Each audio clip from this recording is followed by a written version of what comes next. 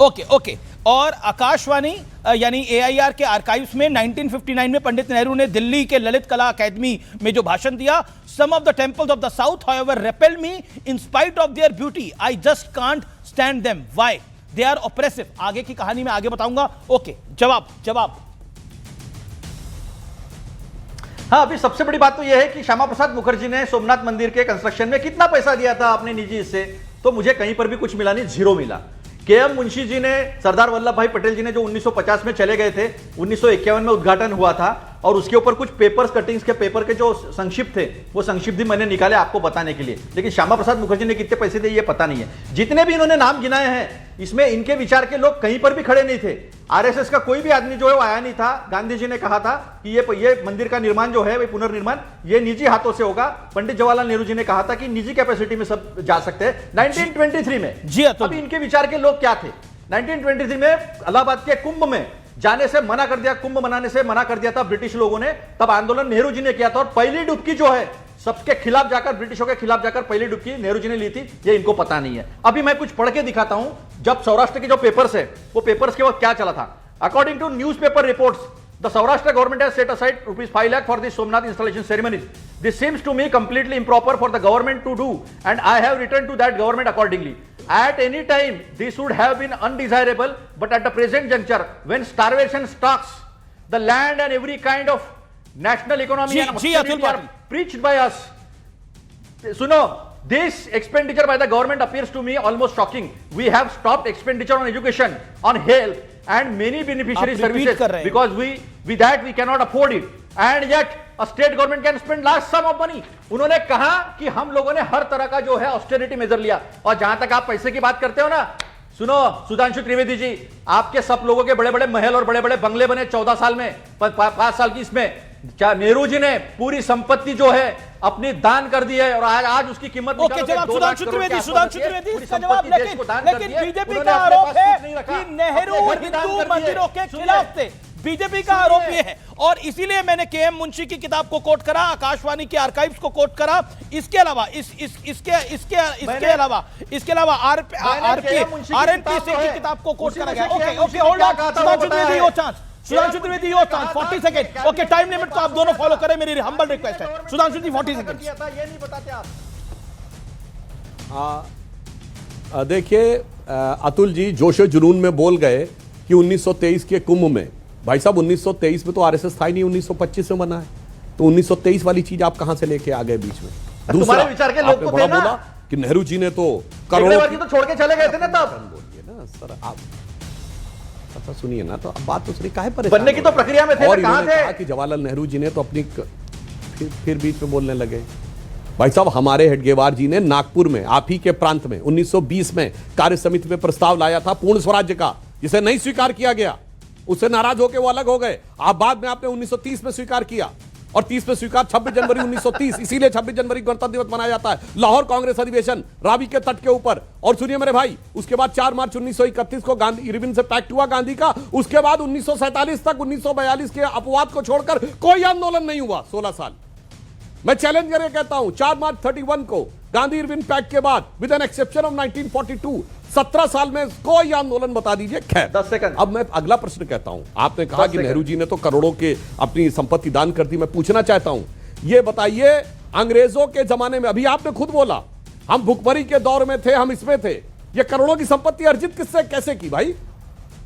ये नेहरू जी के पिताजी मोतीलाल नेहरू को हजारों रुपए एक हियरिंग में खड़े होने का देता कौन था? अतुल पाटिल जी ये तो बताओ ना। प्रिवी काउंसिल में जाकर वो किसके केस लड़ते थे? अंग्रेज के ही तो केस लड़ते होंगे, उस भूखे गरीब किसान के तो केस नहीं लड़ते थे। और इसीलिए अंग्रेजों से दोस्ती, अंग्रेजों से पैसा, अंग्रेजों से संपत्ति। और इसीलिए अकबर इलाहाबादी ने लिखा था, कौम के गम में खाते हैं डिनर हुक्काम के साथ, रंज लीडर को है बहुत मगर आराम के साथ। और पैसा फिजूल खर्ची या मंदिर को देना, मगर मदरसों को तो दिया था, मौलवियों को सैलरी दी, वक्फ बोर्ड को जमीनें लुटा दी। और तो और ये कहा कांग्रेस ने कि बाबरी मस्जिद दोबारा बनाएंगे। मुलायम सिंह ने भी कहा, नरसिम्हा राव ने भी कहा, यह ऑन रिकॉर्ड है। ओके ओके ओके सुधांशु जी 1 minute done Sudhanshu Dwivedi okay 1950 के आसपास inside story of Sardar Patel the diary of Maniben Patel, उसमें लिखा गया है कि बाबरी मस्जिद के नवीनीकरण का मुद्दा उठा था। पंडित नेहरू सरकारी पैसे से मस्जिद की मरम्मत या यूं कहे पुनर्निर्माण कराना चाहते थे। किताब का नाम है inside story of Sardar Vallabh भाई Patel the diary of Maniben Patel, यह किताब में दावा किया गया है। जवाब, बाबरी मस्जिद बनवाना फिजूल खर्ची नहीं थी, लेकिन सोमनाथ का जीर्णोद्धार कराना फिजूल खर्ची थी कांग्रेस के अनुसार। एक तो पहली बात क्लियर कर दूं अनिश जी, जरा झूठ बोलना कम करो और गुलामी बंद करो। मैंने कहा था सारे मंत्रियों के फिजूल खर्चियों पर रकाब कसी थी, यह कहा मैंने, और निजी हाथों से खर्चा करना चाहिए, ये गांधी जी का कहना था कैबिनेट में, वरना ये पास हो गया था। दूसरी बात, एक बात बताइए ना, के मुंशी किसकी गुलामी कर रहे थे? सुनो ना, मणिबेन पटेल किसकी गुलामी कर रही थी? मुझे जवाब दीजिए ना, मैं आपसे पूछता हूं, ये लोग किसकी गुलामी कर रहे थे? जवाब दीजिए इस बात का। सुनो ना, कमाल की बात है, गुलामी की सोच वाली बाबरी मस्जिद तामील करवाना चाहते थे और हिंदुओं का जीर्णोद्धार ना हो जाए, आप सोमनाथ के खिलाफ थे। बकायदा चिट्ठी लिखी डॉक्टर राजेंद्र प्रसाद को कि मत जाओ। गुलामी की सोच जो विध्वंसकारियों के साथ है या विध्वंसकारियों के साथ नहीं है, इससे पास्टर मत होइएगा। सुनिए ना, हमारा अगर सुनोगे नहीं और हमारे पे थोपने की कोशिश करोगे, मैं आपको भरपूर बोलने का मौका दे रहा हूं पाटिल जी। सुनिए, नहीं, आप अपनी लगाते हो, हमारी सुनते नहीं हो, इसलिए मैंने कहा शांति से सुनो शांति से, अनइंटरप्टली, जैसे सुधांशु को सुना। उन्होंने वकालत की, तब वो स्वाधीनता संग्राम में नहीं थे, स्वाधीनता संग्राम में आए ना तो सूट बूट से, टाई से हमारे गांधी जो है ना धोती पर आ गए और इस कुर्ते पर आ गए। एक पेरिस नाम की लॉन्ड्री थी उनके घर के सामने, वहां से आते थे, तो इन्होंने उसकी भी जो है झूठ फैलाया था कि पेरिस से आते हैं, वहीं से आते थे, और उन्होंने सब कुछ छोड़ दिया, सब कुछ अपनी संपत्ति जो है वो दान कर दी, और सब कुछ कांग्रेस के इसमें आंदोलन में हुआ। जब देश में पहला संविधान लागू होना था तब बार लग गया था, अप्सरा, ध्रुव, सारी अनुभट्टियां भी चालू हो गई थी, सब कुछ किया था जो आज बेच रहे।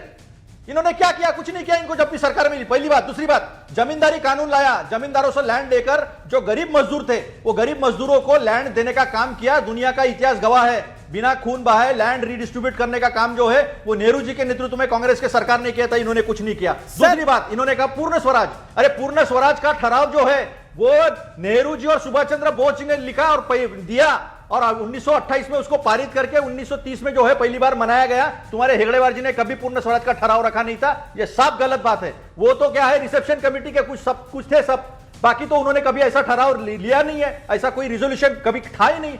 पूर्ण स्वराज का जो आया है वो पहली बार लोकमान्य तिलक जी ने कहा था। मैं आपसे बोल रहा हूं कपड़े में, ओके आपकी बात को पूरा सुना गया, okay Atul Patil, with all due respect, आपकी बात को पूरा सुना गया। उनके कपड़े ड्राई क्लीन होते थे, मेरा विषय वो नहीं है। मैं ये नहीं कह रहा पंडित नेहरू की लीगेसी बड़ी है, पंडित नेहरू ने कुल बहुत अच्छे काम भी करे हैं, लेकिन यहाँ स्पेसिफिक विषय में बात हो रही है, सोमनाथ मंदिर के विषय में बात हो रही है, यहाँ हिंदुओं के विषय में बात हो रही है। कुछ नहीं हुआ तो मुझे एक बात बताओ, आरएसएस ने 1925 से 1947 तक कौन सा आंदोलन किया? देखिए, अगर आरएसएस में बात होगी तो मैं जरूर